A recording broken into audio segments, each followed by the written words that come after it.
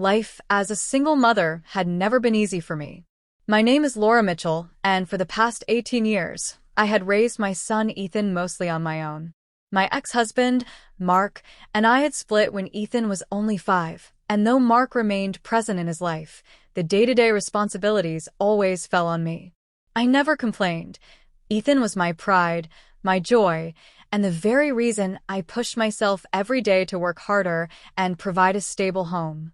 Our home was a modest 2-story house in Ohio, filled with warmth, memories, and a few mismatched pieces of furniture that held stories of their own.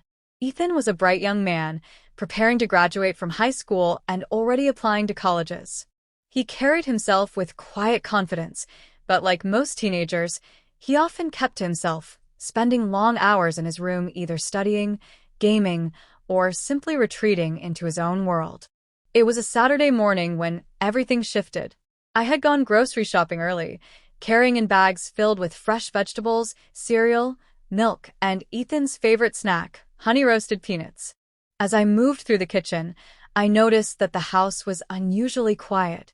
Normally, Ethan would at least greet me, ask about breakfast, or shuffle downstairs for his usual cup of coffee. But that morning, there was silence. Something nudged me, an intuition only mothers know. I placed the groceries on the counter and walked upstairs. Ethan's door was closed, but I noticed a faint sound inside. Not music, not gaming, something else. My curiosity piqued. I knocked gently. No answer. I hesitated, then slowly turned the knob and walked inside. What I saw made me freeze. Ethan was standing in front of his desk, completely lost in concentration, holding a small wooden box I had never seen before. He startled, his face turning pale as he realized I had walked in. His hands trembled, and he quickly tried to shove the box into a drawer. "Ethan, what is that?"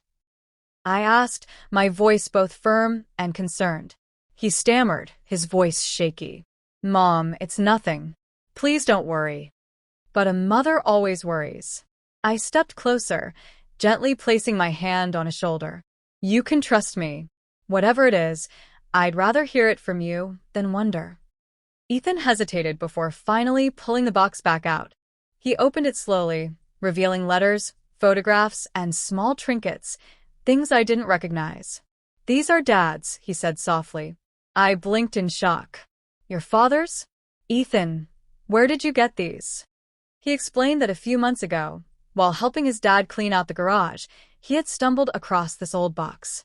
Instead of telling Mark, Ethan had quietly taken it home, feeling there was something inside that mattered. Inside were photographs of Mark as a young man, letters exchanged between him and people we didn't know, and an old wristwatch that looked far too expensive for the man I once married. The more I looked through it, the more uneasy I felt. Some of the letters spoke of debts, promises, and even regretful confessions from Mark's past, things I had never known in all the years of our marriage. Ethan looked at me with wide, searching eyes, as though hoping I could explain what he had uncovered.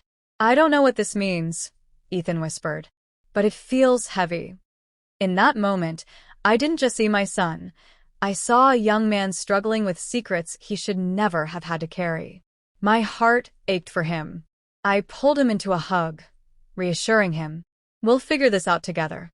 That day set us on a path of uncovering truths about the past, truths that neither of us were prepared for. We spent hours talking, piecing together fragments of Mark's life that had been hidden. It wasn't about judgment, it was about understanding. For the first time in years, Ethan opened up to me fully. He admitted how much he worried about repeating his father's mistakes, how he felt pressure to always be perfect, and how he sometimes bottled up feelings he didn't know how to express. As his mother, I realized that walking in on him that morning wasn't about invading his privacy. It was about being present at the right time. It was about realizing that my son needed me, not just as a parent who provided meals and rules, but as someone who listened, someone who understood. In the weeks that followed, our bond deepened. Ethan began to share more of his world with me. We laughed more, cooked dinners together, and even revisited some old family photo albums that had long been collecting dust. The box of secrets became less about Mark's past and more about Ethan's growth, His way of learning that life is complex, that mistakes shape us, and that honesty heals. By the time Ethan's graduation came around, I no longer saw him as the boy I had raised alone. I saw him as a young man stepping into his own, armed not only with intelligence, but with the resilience and compassion that came from facing truths head-on. When I looked back on that morning, the moment I walked in on him, I realized it wasn't an accident. It was life's way of reminding me that being a parent never ends. Sometimes, the hardest truths bring the deepest connections. And in that connection, both of us found strength we didn't know we had.